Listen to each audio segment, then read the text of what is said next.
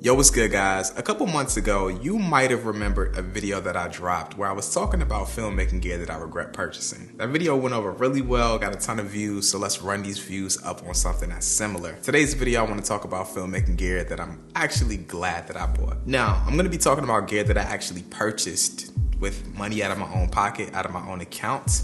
Being a YouTuber, I get a ton of filmmaking gear for free, but I just want to specifically talk about gear that I've purchased with my own money. Now, if you're interested in seeing a video where I talk about the best and worst pieces of filmmaking gear that I've got for free, if this video can get 2,500 likes, we'll do that. So run the likes up on this. Go ahead down and drop a like on this video before we even start it. All right, let's get into it. Now, the first piece of filmmaking gear that I'm so glad that I purchased is the DJI Ronin M. Now, with all of the gimbals that have come out since the release of this in 2015, I've used a ton, Zhiyun, you name it. I don't even want to go through the names of the gimbal manufacturers. I pretty much used them all, but this is the only gimbal that I still own and still use. Almost all of the rubber is coming off of my grips. My stand is pretty much broken, man, but this thing is still trucking and I'm still using it. This is one of those pieces of gear that has gotten used in pretty much every shoot since 2015 up into present day. I don't know how I do it, but I always find some kind of need for a gimbal shot in a project. And whenever that does happen, I just run to my Ronin M and use that. The Ronin M is not the lightest gimbal. It's not the smallest. It requires a stand.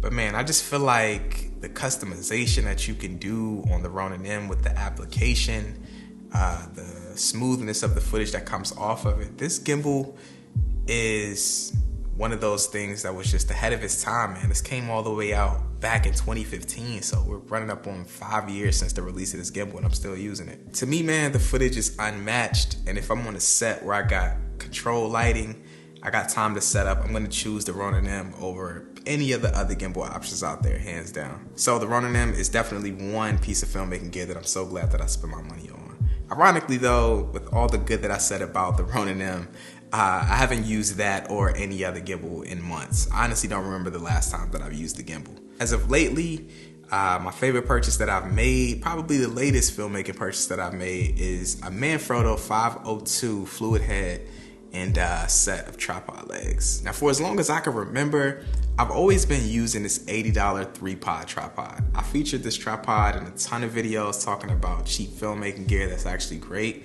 And for the price point of $80, the tripod's fine. It has some sturdy legs on it.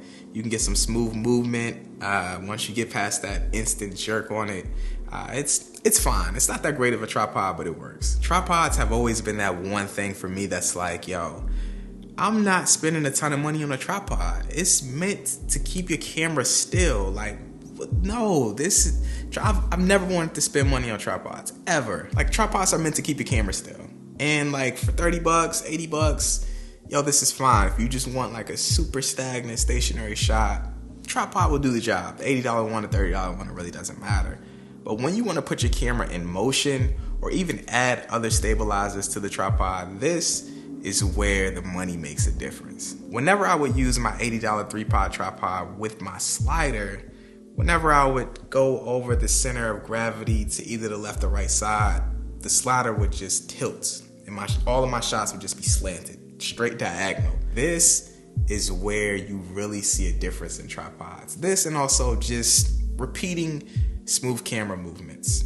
Like, you can get some smooth shots on the $80 tripod, but you got to get past that initial jerk because there's no sort of customization there for smoothness, resistance, those sorts of things that you can set up on an actual nice tripod. Now, $400 is no doubt, undeniably, a lot of money to spend on a tripod. But if you want to create some smooth, repeatable shots, you want to make sure that your camera is safe on a tripod, this is where you got to drop the cash, man. As of lately, my shooting style has been promoting a lot more slider and tripod shots, so this is definitely something that I am glad that I spent the money on. Now, I've pretty much purchased all of the cameras that I've used throughout my filmmaking career. I think I got one camera for free. But out of all the cameras that I purchased, this one just sticks out for me so hard. There's something about it. The Sony A6300. Man, I don't know what it is about this camera. It was super small. It had no in-body image stabilization. It overheated.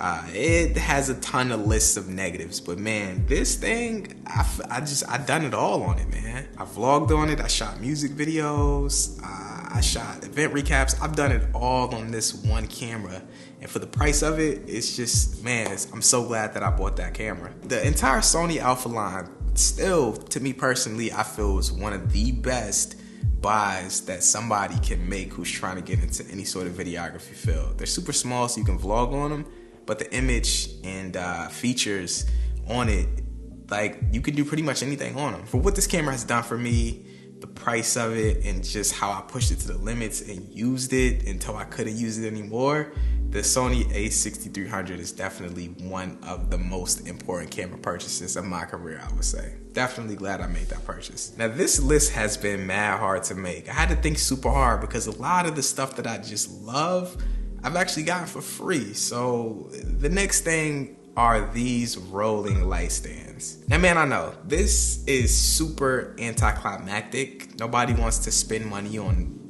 light stands. Nobody cares about light stands, but man, these things have saved my back and have saved my life and have saved me a ton of time. How many times have you been on a set, or not even on a set, just at home filming something using a light, and you want to get the light from one side of the room to the other side of the room? These things come in handy.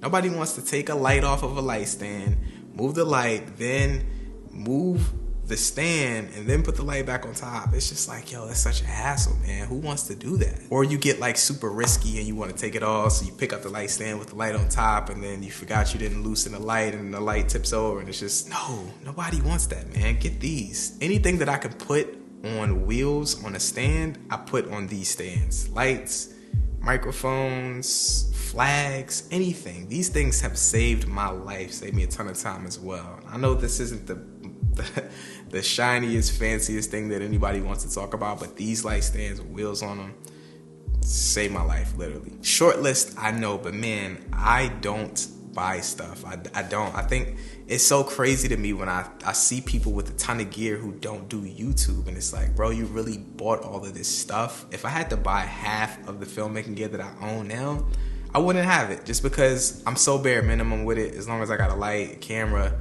simple stabilizer, I can make it happen. So yeah, man, like I said, if you want me to make a video with the best and worst pieces of filmmaking gear that I've gotten for free being a YouTuber, make sure to run these likes up on this video. If we get this to 2,500, I'll definitely make that video. Do me a favor, man, head down to the comment section and let me know right now, what's one piece of filmmaking gear that you are so glad that you've purchased, and why? If you're new to this channel, I make videos about filmmaking and making videos, so consider hitting that subscribe button.